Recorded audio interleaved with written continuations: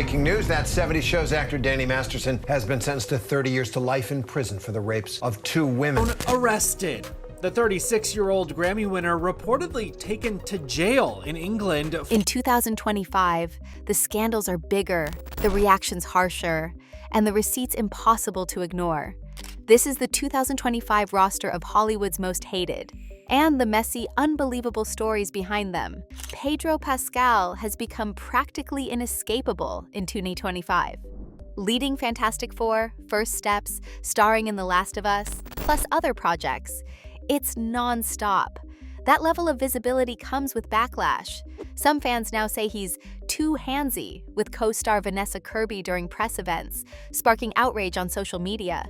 Now listen, these are gorgeous. I think that's my favorite image so far. Just our hands. Yeah. But many call it oversensitivity or even a coordinated smear, especially given Pascal's vocal support for trans rights and mental health openness. Pascal didn't retreat. He acknowledged the backlash was louder than anything he'd faced before, handled it with calm, and focused on his portrayal, calling Reed Richards a mind, not just a stretchable body. Some went further, age-shaming him or mocking his too-nice persona as something suspicious. He responded, firmly owning his kindness as authentic. And it's not just talk. Scheduling clashes forced him out of another big film, Weapons, due to strike delays. But his plate stayed full with MCU and other roles. Even when the spotlight gets hot, Pascal doesn't scorch. He stands firm, focused, and ready to deliver. Jared Leto. In June, everything unraveled. A detailed expose dropped. 9 women came forward, describing disturbing encounters with Jared Leto. Some say it started when they were just teenagers. One was 16, another just 17. Their stories stretched back nearly 20 years, all echoing the same pattern: fame, isolation, and pressure behind closed doors. Leto's team denied everything. No charges, no lawsuits yet. But the damage was already deep. As headlines piled up, Disney called emergency meetings. He was supposed to lead Tron Ares. Now, insiders say his scenes might be buried to save the release. This wasn't the first red flag. For years, he pushed method acting to dark extremes, sending his co-stars used condoms and dead animals just to stay in character. Then came Mars Island, a private fan retreat that looked more like a cult than a concert. White robes, adoration, cadence. Some called it immersive. Others called it terrifying. Now, with these new allegations, even Hollywood's patience is cracking. And what happens next could take down more than just a movie. Oprah Winfrey. For decades, Oprah was untouchable. But in 2025, more people started asking hard questions. Critics say she gave dangerous voices a platform, from miracle cures to anti-science gurus. She once let a guest promote hormone therapies for cancer that doctors later condemned. No challenge, no pushback, just applause. Her billion-dollar image also took a hit. When wildfires destroyed homes in Maui, she asked the public to donate, while contributing only a small fraction herself. The backlash was instant. People asked why a billionaire needed working families to open their wallets. Then came the resurfaced photos. Oprah smiling next to Jeffrey Epstein and Harvey Weinstein. She said she didn't know. Others weren't convinced. And inside her own productions, more tension grew. Actress Taraji P. Henson nearly walked away from The Color Purple, saying the pay was so low it felt insulting, even with Oprah listed as a producer. Some now say she's selective with her support. Loud for some victims, silent for others. And every time she calls herself just like everyone else, the distance grows wider. Ellen DeGeneres built an empire on kindness, but behind the curtain, things were far from kind. Whispers turned into reports. Then reports turned into a storm. Former employees described the workplace as toxic, fear, bullying, and silent rules. Don't look her in the eye. Don't speak unless spoken to. Ellen stayed quiet at first, until the backlash grew too loud. She fired a few producers, blamed them for everything, and claimed she had no idea what was happening. But people weren't buying it. Old clips resurfaced, guests visibly uncomfortable. That infamous moment where she pressured Mariah Carey to drink champagne, trying to force a pregnancy reveal that wasn't hers to tell. And when Mariah later revealed she'd suffered a miscarriage. Mariah Carey is opening up about this uncomfortable 2008 appearance on The Ellen DeGeneres Show. Let's toast to you not being pregnant. If you're not pregnant, then we should. My goodness. The scene took on a new level of cruelty. Even fans weren't safe. One audience member caught taking 2 free items was humiliated on live TV. So you put that back and you weren't gonna take it and you want it, so I have the hat for you. Bring. Ellen aired the footage and publicly shamed her, all for a bit. Then came the apology tour, the scripted monologues, the comeback attempts. But her image never recovered, and what used to feel playful now just feels mean. Rosie O'Donnell. In 2025, Rosie O'Donnell didn't just speak out. She vanished from the scene entirely. By February, she had left the US and settled in Ireland, quietly escaping a country she called unrecognizable. She claimed the media was under attack, said the truth was dangerous now, and pointed straight at the White House. But then she went further, warning that even The View could be canceled for being too critical of power. That's when it exploded. The White House slammed her as an irrelevant loser. Then came the real shock. Trump publicly threatened to revoke her citizenship. What followed wasn't silence. Rosie hit back online, raw and uncensored, uttered, triggering a new wave of backlash. But this wasn't just about 2025. Their feud stretches back nearly 2 decades, from daytime TV to political battlegrounds. And now, with Rosie overseas and tensions boiling, the conflict's no longer personal. It's global. Chris Brown's fall from grace started in 2009. But more than a decade later, the anger hasn't faded. The brutal assault on Rihanna became a cultural shockwave, images that never disappeared. But it didn't stop there. Since then, multiple women have accused him of violence. In 2016, police were called after he allegedly pulled a gun on a guest. In 2021, another woman claimed he struck her so hard her wig came off. One ex-girlfriend was granted a 5-year restraining order after telling a judge Brown had threatened her life. Even when given chances, he exploded. On Good Morning America, he trashed a dressing room after being asked about Rihanna. And when asked directly if he remembered the assault, he said he didn't. The arrogance kept showing. Public feuds, violent outbursts, and Instagram rants that made it clear. Chris Brown didn't feel sorry. He once said he wanted people to move on. But the rage he left behind still echoes louder than any apology. Danny Masterson. By 2025, Danny Masterson wasn't just disgraced, he was behind bars. Convicted on 2 counts of forcible assault, sentenced to 30 years to life, and exposed as a predator hiding behind fame. The stories were chilling. Women drugged, trapped, and silenced. And silence was the strategy. Not just from Masterson, but from the Church of Scientology. Victims testified they were threatened, stalked, even blamed. One was told it was her fault for being 1.1 on the tone scale. Another said her dog mysteriously died after she filed suit. For years, Masterson stayed untouchable. Industry silence, legal delays, church interference. But that wall cracked when Leah Remini and other whistleblowers pushed forward, forcing the case into court. Even then, he smirked through the trial. No apology, no remorse. What happened behind closed doors had stayed hidden for 2 decades. But when the verdict came down, there was no more hiding. Dr. Oz. He started as a trusted TV doctor, but ended up selling miracles that didn't exist. Dr. Oz built his empire on daytime fame, but behind the wellness glow was a mess of misinformation.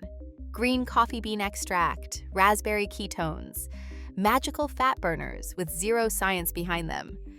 It wasn't just embarrassing, it was dangerous. The FTC went after the companies he promoted. One paid out millions. Oz walked away clean, but the damage stuck.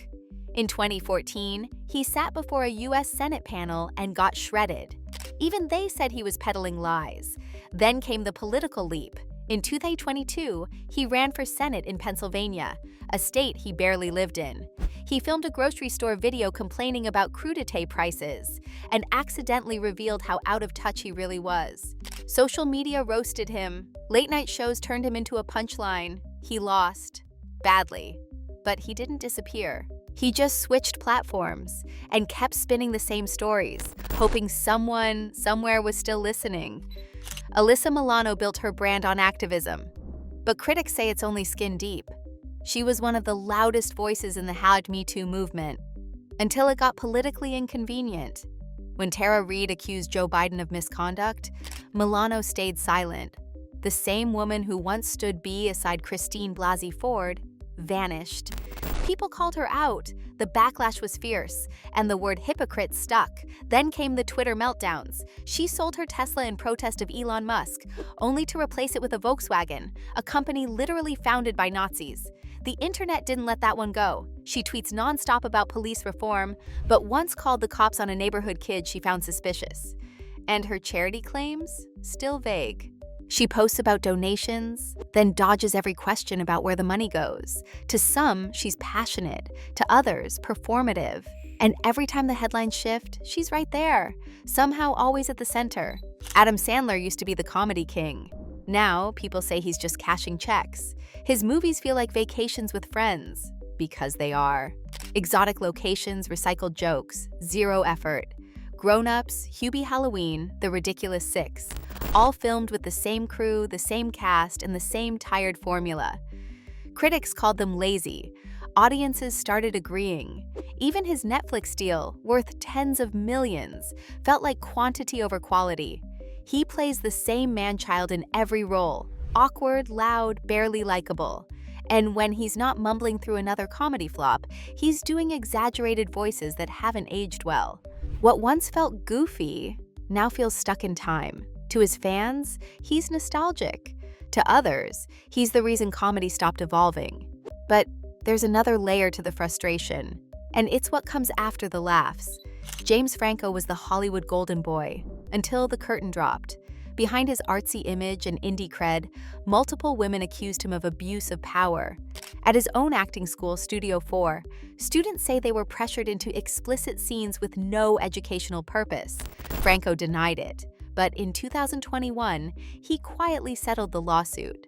The damage didn't stop there. Even longtime friend Seth Rogen cut ties, publicly distancing himself and saying he wouldn't work with Franco again. And when Franco tried to apologize, it didn't land. He timed it suspiciously close to a major film release, and people saw it for what it was: image rehab. Then came the DMs. He was 35. She was 17. The screenshot showed him asking her to meet at a hotel. He tried to brush it off, but that moment stuck. The public didn't forget. And now even when he's off-screen, his name still triggers a full-body cringe. Jussie Smollett. What Jussie Smollett did wasn't just a lie. It was theater. In 2019, he claimed he'd been the victim of a hate crime, a brutal attack by two men in MAGA hats, yelling slurs and wrapping a noose around his neck. The media rallied. Celebrities spoke out. But it was all fake. Security footage, phone records, and receipts exposed everything. He'd hired the attackers himself.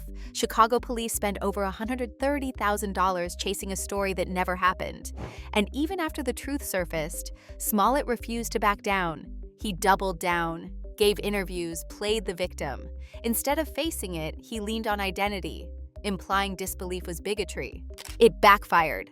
Hard. The court handed down a conviction. The public handed down a lifetime of embarrassment, and what could have been a career-defining role turned into a punchline. Whoopi Goldberg doesn't just host The View, she dominates it. Interruptions, eye rolls, dismissive smirks. Her co-hosts can barely finish a thought before she shuts them down. One of the most talked about moments came when she snapped at Meghan McCain, "Girl, please stop talking." It wasn't debate, it was dismissal. Then came the moment that cost her. On air, she claimed the Holocaust wasn't about race, a statement so wildly wrong that even ABC couldn't ignore it. They suspended her. She apologized, but the damage stuck. Critics also resurfaced her past defense of Roman Polanski, a convicted predator who fled justice. Whoopi called it not rape, and that line alone followed her for years. Now fans say she's crossed the line from outspoken to untouchable, and when she's on screen, it often feels less like conversation and more like control. Chrissy Teigen built her fame on being relatable. Then her past caught up. In 2021, old tweets and DMs surfaced. Not just mean, but cruel. She told a 16-year-old Courtney Stodden to take a dirt nap, repeatedly. Fashion designer Michael Costello said her words pushed him to the edge. Others, reality stars, journalists, influencers, came forward with similar stories. The image shattered. She wasn't just a troll. She was a bully dressed as a brand. Apologies came fast, PR statements, Instagram posts in soft tones. But people didn't buy the makeover. Brand deals disappeared. Campaigns dropped her. And the public started asking how many others were too scared to speak. For someone who preached empathy, the receipts told a different story. And even now, every time she tweets, people remember. JoJo Siwa never really grew up. And that's part of the problem. At 22, she still talks, dresses, and performs like she's frozen in time. Oversized bows, cartoon colors, baby talk. To some, it's branding. To others, it's unsettling. But the real backlash came with her rebrand. In the Karma music video, JoJo switched from bubblegum kid star to hypersexualized performer, and the shift was jarring. Then came the headline she created herself, claiming she invented gay pop, a genre that existed long before she ever touched a mic. People laughed, others rolled their eyes, and when asked about her controversial mentor, Abby Lee Miller, caught on tape berating and racially insulting kids, JoJo stood by her, not quietly, loudly, proudly. To fans, she's colorful and bold. To critics, she's loud without depth and growing harder to watch. Jack Black used to be funny. Now, some say he's just loud. He doesn't act. He performs like a walking cartoon, shouting, flailing, making weird faces. Over and over again. Fans say it's signature. Critics call it stale. Whether it's Kung Fu Panda, Jumanji, or School of Rock, he plays the same character every time. Manic energy, goofy voice, over-the-top everything. But lately, the backlash got political. During the 2024 election, Black went hard on social media, mocking candidates, posting parody songs, and stirring up both sides. Some called it brave, others called it exhausting. And with every appearance, every skit, every viral clip, people began asking the same thing. When does the act stop? Because for some it already has. Some scandals burn slowly. Others exploded overnight. But each one left a mark that fans won't forget. And if you're not done with the drama, tap the video on screen now for more uncensored Hollywood stories that didn't make this list. Think this list missed someone? Drop your thoughts in the comments. We read them all. Don't forget to subscribe. Thank you.